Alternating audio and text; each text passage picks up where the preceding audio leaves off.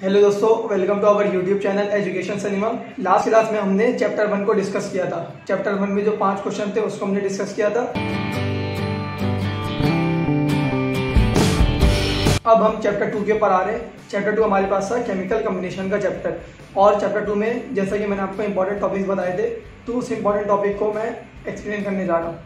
तो हमारे पास ये जो सबसे पहला एक लॉ था वो है हमारे पास लॉ ऑफ कंजर्वेशन ऑफ मास।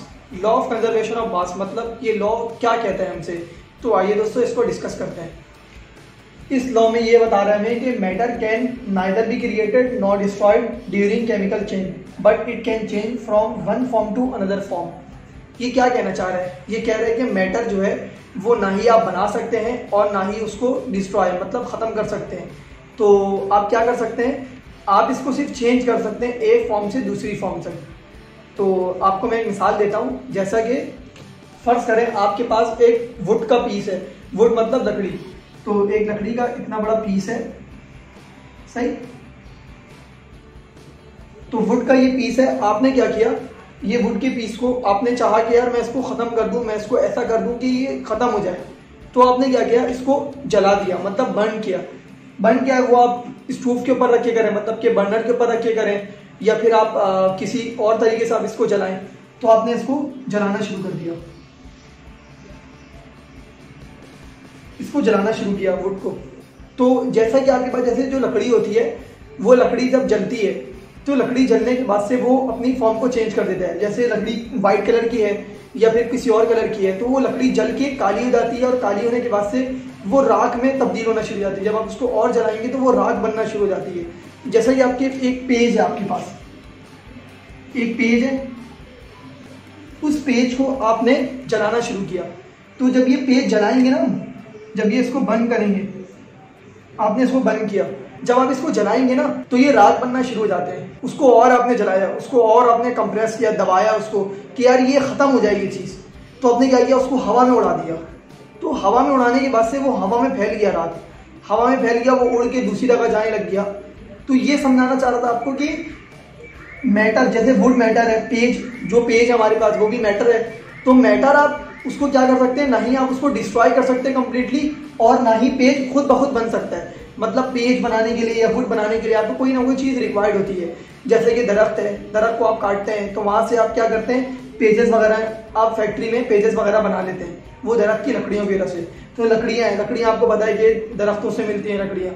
तो वो खुद हम कोई चीज़ पैदा नहीं कर सकते और ना ही हम किसी चीज़ को डिस्ट्रॉय कर सकते हैं। मगर आगे ही क्या कह रहा था, but it can change from one form to another form. इसको एक फॉर्म से दूसरी फॉर्म में चेंज करा सकते हैं। आपने पेज को राख की फॉर्म में, उस फॉर्म में चेंज कर दिया। आपने वुड को दूसरी फॉर्म में, राख की फॉर्म में चेंज कर दिया। तो यही कहना चाह रहा था लॉ ऑफ कंजर्वेशन ऑफ मास में, कि आप मैटर को ना ही खुद बना सकते हैं और ना ही उसको कम्प्लीटली डिस्ट्रॉय कर सकते हैं, मगर आप इसको एक फॉर्म से दूसरी फॉर्म में चेंज कर सकते हैं। सो दोस्तों ये था law of conservation of mass.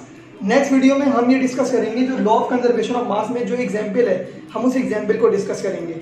Last class में हमने लॉ ऑफ कंजर्वेशन ऑफ मास पढ़ा था और एग्जाम्पल एक रिलेटेड उसकी डिस्कस की थी। तो हमारे पास एक और है लैंडोल्ट एक्सपेरिमेंट। लैंडोल्ट एक्सपेरिमेंट भी उसकी प्रैक्टिकल एप्लीकेशन है लॉ ऑफ कंजर्वेशन ऑफ मास की। तो लैंडोल्ट एक्सपेरिमेंट को एस शेप ट्यूब एक्सपेरिमेंट भी कहा जाता है। इसे एस शेप ट्यूब एक्सपेरिमेंट क्यों कहा जाता है ये इस वीडियो में हम देखेंगे। और लैंडोल्ट एक्सपेरिमेंट इसको कहने की वजह क्या है, जो एक्सपेरिमेंट जिसने परफॉर्म किया है ये एक्सपेरिमेंट, उसका नाम था लैंडोल्ट। तो उसने अपने नाम से इसको इस एक्सपेरिमेंट को पब्लिश कर दिया था कि लैंडोल्ट एक्सपेरिमेंट। और एस शेप ट्यूब एक्सपेरिमेंट इसका नाम इसलिए रखा गया है क्योंकि जो इसने एक्सपेरिमेंट परफॉर्म किया है जिस ट्यूब पे, ये जो ट्यूब है ये एच शेप टाइप की है। आप देख रहे होंगे ये एच है, तो एच शेप ट्यूब एक्सपेरिमेंट भी इसका नाम कहा गया है। तो इसके दो नाम हैं, दोनों में से कोई भी एक नाम पेपर में आ जाता है तो आपसे इसका मतलब है कि वो यही एक्सपेरिमेंट रिक्वायर्ड कर रहा है, मांग रहा है आपसे। तो आइए दोस्तों इसको डिस्कस करते हैं।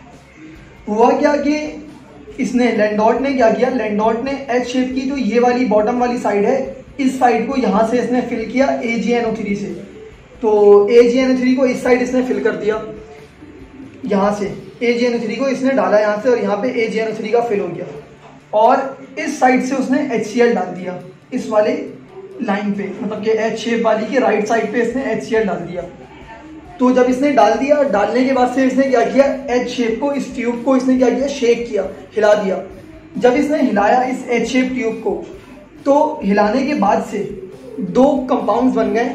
एक का नाम है AgCl और दूसरे का नाम है HNO3। तो AgCl ये रहा और HNO3 ये रहा। तो सबसे पहले हमारे पास क्या था, AgNO3 और HCl, AgNO3 और HCl, ये दोनों जब आपस में मिक्स हुए, इन दोनों का कम्बिनेशन हुआ, कंबाइन हुए ये दोनों, तो इसकी बदौलत ये हमारे पास ये बनकर आया, AgCl और HNO3 ये बनकर आया। सो दोस्तों, मिसाल के तौर पे आपको मैं रफली एग्जांपल दे रहा हूँ कि अगर AgNO3 और HCl इन दोनों का मास, दोनों का टोटल अगर ये 10 ग्राम है और अगर ये 20 ग्राम है, जब इन दोनों को मिक्स किया होगा या इन दोनों को जब उसने कंबाइन किया होगा और शेक किया होगा, तो शेक करने के बाद से AgCl और HNO3 आए, तो इसका यहाँ पर जो रिएक्टेंट साइड का जो टोटल मास है, वो टोटल मास क्या है, 30 ग्राम। जब इन दोनों को ऐड करेंगे तो आंसर आएगा 30 ग्राम। तो इन दोनों का टोटल मास क्या है, 30 ग्राम।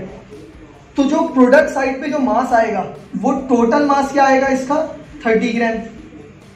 आप भी खुद कह रहे होंगे कि सही बोल रहे हैं, क्योंकि मिसाल के तौर पे अगर आपने शरबत बनाना है तो आपने चीनी और पानी लिया, पानी फर्ज करें 1 लीटर ले लिया और चीनी आपने 50 ग्राम ले लिया और आपने दोनों को कंबाइन करा या शेक करके मिक्स कर दिया उसको, तो जो टोटल मास आएगा वो 1 लीटर और 30 ग्राम, इन दोनों का एडअप करके आएगा, सम करके आएगा।